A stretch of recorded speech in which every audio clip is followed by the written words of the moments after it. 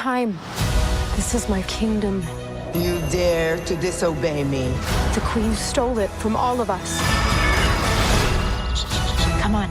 მოგესალმებით მეგობრებო, დღეს ვისაუბრებთ Disney-ის ბოლო და ყველაზე წარუმატებელ live action remake-ზე Pipkia, რომელიც კინოს ისტორიაში ერთ-ერთ ყველაზე დაბალი შეფასების მქონე ფილმად იქცა. თუმცა არა იმდენად იმის გამო თუ როგორი ცუდია ეს ფილმი, არამედ იმ ყველაფრის გამო, რაც ფილმის გამოსვლას უძღოდა წინ. ფილმი კრიტიკის ობიექტი ჯერ კიდევ მის გამოსვლამდე 2-3 წლით ადრე იქცა, რაშიც ვფიქრობ დიდი როლი ითამაშა იმ ფაქტორმაც, რომ მაყურებელი უბრალოდ დაიღალა Disney-ის ამ არაფრის მომცემი პოლიტიკურად ზედმეტად კორექტული live action remake-ებით, Marvel-ისა და DC-ის ფილმებისა არ იყოს, რომლებიც თამაშობენ მათი წინამორბედი, ბევრისთვის საყვარელი და კლასიკად ქცეული ფილმების ნოსტალგიებზე და რომელთა თანამედროვე ვერსიების დანიშნულებაც სხვა არაფერია თუ არა კინოსტუდიებისთვის დამატებითი მილიონების გამომუშავება. მაგრამ არ მესმის, ეგრე როგორ გაუჭირდა Disney-ს გნებავთ ფინანსურად ან გნებავთ კრეატიულად, რომ იმის ნაცვლად რომ შექმნან ახალი პროდუქტი, მოყვნენ ახალ ისტორიას, ახალი პერსონაჟებით, დგანან და წლობით ატრიალებენ ძველს. თითქოს და არ გააჩნდეთ იმის ფინანსები ან წარმოსახვის უნარი, რომ შექმნან რაიმე ახალი და საინტერესო მომავალი თაობებისთვის. That's it.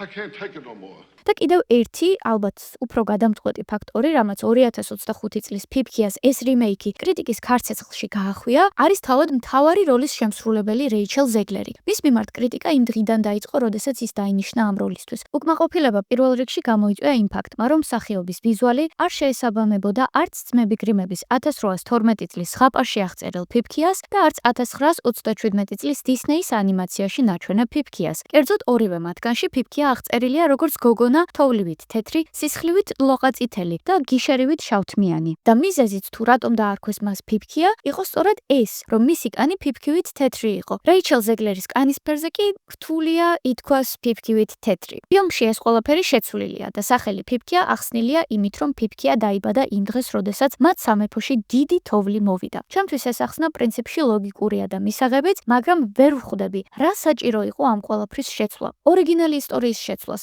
არ ჯობდა რომ უბრალოდ თავიდანვე ისეთი მსახიობი შეერჩიათ, რომელიც Pipkias აღწერას მოერგებოდა და ამდენ მითქმა-მოთქმას არ გამოიწვევდა, ან თუ მაინც და მაინც ფერადკანიანების ინკლუზიურობის მიზნით მოხდა Rachel Zegler-ის შერჩევა, შეერჩიათ ასეთი სხვა მსახიობები სხვა როლებისთვის, მაგრამ Pipkia დაეტოვებინათ ისეთი, როგორადაც ის ძმებმა გრიმებმა აღწერეს. აქ მომენტალურად მახსენდება ისიც, რომ Harry Potter-ის ახალ HBO სერიებში Snape შავკანიანი იქნება. ცუდად არ გამიგოთ, მე მომხრე ვარ ინკლუზიურობის და მრავალფეროვნების, მაგრამ ეს არ უნდა ხდებოდეს ორიგინალი წყაროს შეცვლის ხარჯზე. თუ კინოსტუდიებს სურთ ახალი, თანამედროვე და ინკლუზიური კინოპროდუქტის შექმნა, თანამედროვე აუდიტორიისთვის კი ბატონო შექმნან, უბრალოდ შექმნან ახალი და არა ძველისა და ახლის ანომალიური ჰიბრიდი. ხოლო თუ მაინც და მაინც ძველის გაცოცხლება უნდათ, გააცოცხლონ, მაგრამ რისი შეცვლაც აუცილებელი არა, დატოვონ ისე როგორც ეს ორიგინალში იყო. აქ არ მთავრდება Rachel Zegler-ის მიმართ კრიტიკა. ის რის გამოც Rachel Zegler-მა არა მხოლოდ თავისი, არამედ მთლიანად ფილმის და Disney-ის იმიჯიც კი შეარყია, იყო მისი განცხადებები და კერძოდ უხეში კრიტიკა Pipkias 1927 წლის ანიმაციის მიმართ, რომელიც მან შეაფასა როგორც იმ დროისთვის შესაფერისი, მაგრამ ჩვენი დროისთვის შეუფერებელი. იქიდან გამომდინარე, რომ ძველ ვერსიაში აქცენტი კეთდებოდა Pipkias-სა და პრინცის სიყვარულის ისტორიაზე, მაშინ როდესაც ახალ ვერსიაში Pipkia არის უშიშარი და მამაცი ლიდერი, რომელსაც პრინცის დახმარება დიდად აღარც კი სჭირდება. No, the original cartoon came out in 1937, and very evidently so.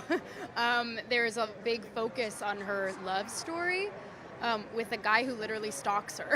Yeah. Weird. მისი ეს განცხადება პრობლემურია სხვადასხვა მიზეზით. პირველ რიგში მარკეტინგულად, რადგან Rachel Zegler უნდა ყოფილიყო ადამიანი, რომელსაც ფილმის გაყიდვაში დიდი წვლილი უნდა შეეტანა, მაგრამ როდესაც აკრიტიკებდა დასცინი ორიგინალს და თან ამ ყველაფერს ძალიან ცინიკურად და არაკორექტულად აკეთებ, აჩენს შთაბეჭდილებას, რომ ამ ადამიანს თვითონ არ მოსწონს თავისივე პროდუქტი და სხვა მით უმეტეს რატომ უნდა იყიდოს.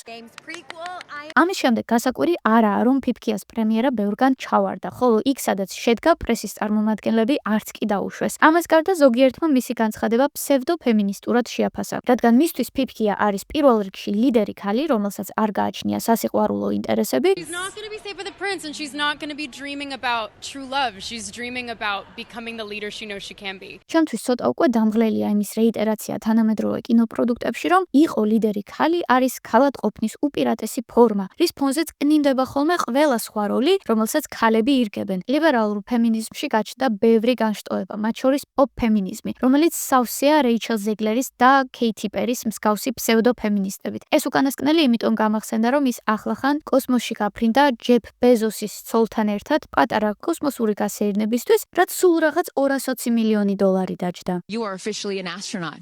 Thank you so much. How do you feel? I feel super connected to love. და კი, დავიღალე, რომ ასეთი ქალები გვარიგებენ ჭკუას და გვესაუბრებიან ფემინიზმზე, თავისი პრივილეგირებული პოზიციებიდან, მხოლოდ მათსავით პრივილეგირებულ კოსმონავტ, კომპანიის CEO, სუპერვარსკვლავ თუ მსგავსი ისტორიის მქონე, სუპერდუპერ წარმატებულ და მდიდარ ქალებზე, რომლებსაც საერთო არაფერი აქვთ ფემინიზმთან, რადგან რეალურად ნამდვილი ფემინიზმი თავისი არსით გულისხმობს ქალებისთვის არჩევანის მიცემას, რომ მნიშვნელობა არ აქვს შენ როგორც ქალი, პრეზიდენტობას აირჩევ, კოსმონავტობას თუ ფერმერობას, თავარი ისაა, რომ პირველ რიგში გქონდეს ამ არჩევანის გაკეთების საშუალება და მეორე, იმის მიუხედავად თუ რას აირჩევ, ითვლებოდე თანასწორ და საზოგადოების სრულფასოვან წევრად. წერტილი. ახლა კი ბევრი რომ აღარ გამიგრძელდეს, გადავიდეთ თვითონ ფილმის შინაარსზე და ვისაუბროთ მის დადებით და უარყოფით მხარეებზე. თუმცა აქვე გეტყვით, რომ დადებითზე თითქმის არაფერი მაქვს სათქმელი. ფილმის განხილვა შეიცავს სპოილერებს, მაგრამ ამას თან განზრახვა აკეთებ, რადგან ვიცი, რომ ბევრი თქვენგანი არც ნახავთ ამ ფილმს და ბარემ მე მოგიყვებით იმას, რის სანახავადაც დროის დაკარგვას არავის გირჩევთ. როგორც უკვე ვახსენეთ, 2025 წლის ეს ვერსია ეფუძნება დისნეის 1937 წლის ანიმაციას, რომელიც გახლდათ დისნეის პირველი სრულმეტრაჟიანი ანიმაციური ფილმი, რითაც ზოგადად დაიწყო დისნეის პრინცესების ერა და ანიმაციის ოქროს ხანა. მისი ისტორიული მნიშვნელობის გამო დისნეის ეს პირველი ანიმაცია შეტანილია ამერიკის კინოინსტიტუტის ყველა დროის 100 უდიდესი ამერიკული ფილმის სიაშიც და ის დღემდე რჩება გინესის რეკორდების წიგნის, ისევე როგორც ჩრდილოეთ ამერიკის კინოგაქირავებაში ყველაზე წარმატებული ფილმების ათეულში. ფიფქიას ახალი ვერსია ზედმიწევნით ზუსტად არ იმეორებს ორიგინალში მოყოლილ ისტორიას, კერძოდ იქიდან გამომდინარე, რომ ახალ ვერსიაში პერსონაჟების უფრო ფართო სპექტრი გვაქვს, ისტორიაც შესაბამისად უფრო მრავალფეროვანი ხდება. შეიძლება ითქვას მომენტებში ზედმეტად მრავალფეროვანიც კი. თუმცა ცენტრალური იდეა, რომ ზღაპრის ბოლოს ფიფქია უფლისწული და 7 ჯუჯა ბედნიერად ცხოვრობდნენ, არსებითად უცვლელი რჩება. ახალ ვერსიაში პრინცის ნაცვლად ფიფქიას გულისწორი არც მეტი არც ნაკლები ბანდიტია, სახელად ჯონათანი. მაღაროში მომუშავე 7 ჯუჯას კი არა ჯუჯებად, არამედ ჯადოსნურ არსებებად მოიხსენიებენ, მაგრამ მათი ჯადოსნურობა ფილმში არსადაა ნაჩვენები. გარდა იმისა, რომ ფერადი მინერალების შეხებაზე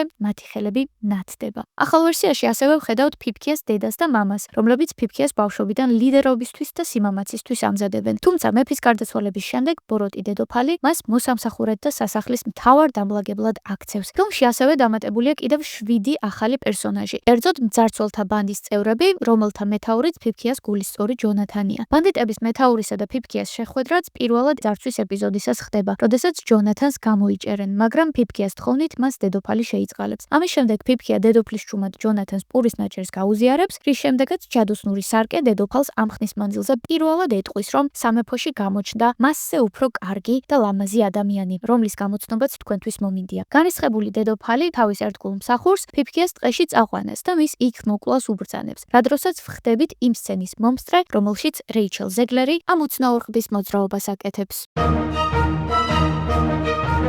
ფიფქიას სათნოებით მოხიბლული მსახური მის მოკვლას ვერ შეძლებს და ფიფქიას გაქცევას უბრძანებს. ამის შემდეგ კი აღმოაჩენს 7 ჯუჯის, უფრო სწორად და უფრო პოლიტკორექტულად კი ჯადოსნური არსებების სახლს და შესვლისთანავე მათ საწოლზე წვება და იძინებს. არც იმით ინტერესდება ვისი სახლია, არც საწოლებზე დაწერილ ჯუჯების სახელებს არ იმჩნევს, არამედ ასე უბრალოდ წვება და იძინებს. ამის შემდეგ ვხედავთ 7 ჯუჯას, რომელთა ყურებაც უბრალოდ მტკივნეულია, იმდენად არასასიამოვნო და ალბათ ბავშვებისთვის საშიში შესახედაობა აქვთ ცუდი CGI-ის წყალობით. მათ ნაცვლად ვისურვებდი ნამდვილი მსახიობები გამოიყვანათ, მაგრამ აქაც პოლიტიკურად არაკორექტულიაო ჯუჯის როლში პატარა ტანის ადამიანების გამოყვანა, რადგან ეს ლილიპუტებზე არსებულ სტერეოტიპებს გააძლიერებსო. მაშინ, როდესაც ჩემი აზრით მათი გამოყვანა პირიქით უფრო ინკლუზიური იქნებოდა და მსგავსი მსახიობების კინოსფეროში დასაქმების შანსს მომავალშიც გაზრდიდა. მოკლედ, ჯუჯები სახლში დაბრუნების შემდეგ აღმოაჩენენ ფიფქიას და დარჩენას შესთავაზებენ. თუმცა ფიფქია ასე მოულოდნელად არ საიდან გადაწყვეტს, რომ მამამისი ცოცხალია და უნდა იპოვოს, რის გამოც ბრუნდება ტყეში, სადაც მას საფრთხე ელოდება, რადგან დედოფალმა კიდევ ერთხელ ბრძანა მისი მოკლა. Long story short,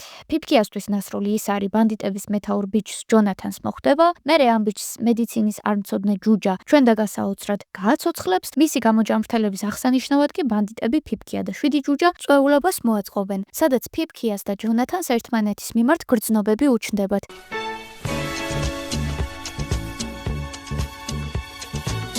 You'll never find.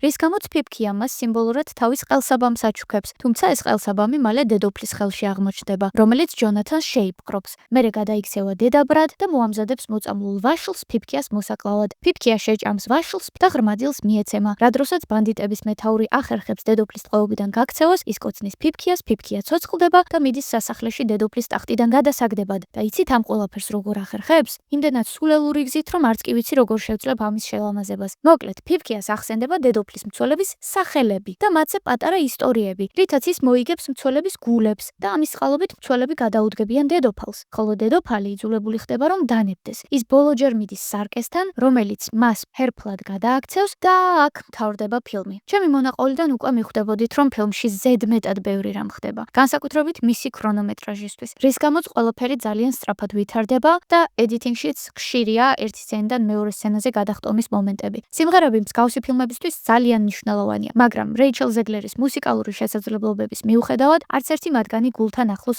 არ მოდის. არც სიმღერების ტექსტი, არც რიტმი და არც მელოდია. რეიჩელ ზეგლერზე აქვე დავამატებ, რომ ის მოდის თეატრალური ბექგრაუნდიდან. ის ბროდვეის მომღერალია და პირველად მეც 2021 წლის West Side Story-ში ვნახე, ხოლო უფრო მოგვიანებით 2023 წლის შიმშილის თამაშებში, ფიფქია კი მესამე ფილმია, სადაც ის ვნახე და შემიძლია ვთქვა, რომ ყველა მათგანში ზუსტად ერთნაირად თამაშობს. მისი სახე, ჟესტიკულაცია, სიმღერის მანერა სამივე მათგანში ერთფეროვანი და ჩემთვის ზედმეტად თეატრალურია, რაც ალბათ ბროდვეის უფრო მეტად უხდება ვიდრე კინოეკრანებს. მოკლედ, იმ კონტროვერსიას რომც არ ეარსება ფილმის გამოსვლამდე, ვფიქრობ, რომ ეს ფილმი მაინც წარუმატებელი იქნებოდა. ეს ნაწილობრივ იმის ბრალიცაა, რომ ზოგიერთი სცენის ხელახლა გადაღება მოუწიათ და ამ რიშუთინგების ფონზე ფილმი არასწორხაზოვანი და რაღაცნაირად ქაოტურია. სიმღერები საშუალო დონისაა, ჯუჯები საშინელი შესახედაობის. კოსტიუმები, განსაკუთრებით კი ფიფქიას მთავარი კაბა, ზედმეტად იაფი და უხარისხო შესახედაობის. გალგადოტის შესრულება იმდენად ცუდია, რომ საერთოდ დავფიქრდი აქამდე როგორ მოაღწია ნიჭიერი მსახიობის იმიჯით. მოკლედ, ფილმი ნახვად არ ღირს. საბოლოო ჯამში იმედი მაქვს, რომ ეს ფილმი დისნეისთვის იქნება გაკვეთილი, რომ დაასრულოს ამ ერთმანეთზე უარესი live action რიმეიქების გადაღება და თავისი კრეატიული და ფინანსური რესურსები უფრო მაღალი ხარისხის ნოვატორული პროექტებისკენ მიმართოს. ან თუ გააგრძელებს რიმეიქების ხაზს, შექმნან უფრო ჯანსაღი და საინტერესო პერსონაჟები და არა ეს ხელოვნურად შეთითხნილი, ვითომ პოლიტიკურად კორექტული Vogue პერსონაჟები, რომლებიც თითქოს და თანამედროვე აუდიტორიაზეა გათვლილი, მაგრამ რეალურად არც კი ვიცი არსებობს თუ არა ის აუდიტორია, რომელთა გრძნობებსაც ასე უფრთხილდებიან. ჩემი მხრიდან სულ ეს იყო, მეგობრებო, ცოტა გამიგრძელდა, რადგან საჭიროდ ჩავთვალე, რომ როგორც ეს ბარბის განხილვაზე გავაკეთე, აქაც მესაუბრა იმ პოლიტიკურ თემებზე, რომლებიც ჩემთვის მნიშვნელოვანია. კომენტარებში შეგიძლიათ გამიზიაროთ თქვენი შეხედულებებიც, თუ ახალი ხართ, გთხოვთ გამოიწერეთ ჩემი არხი ან დატოვეთ მოწონება, მე კი დროებით გემშვიდობებით და მომავალ შეხვედრამდე.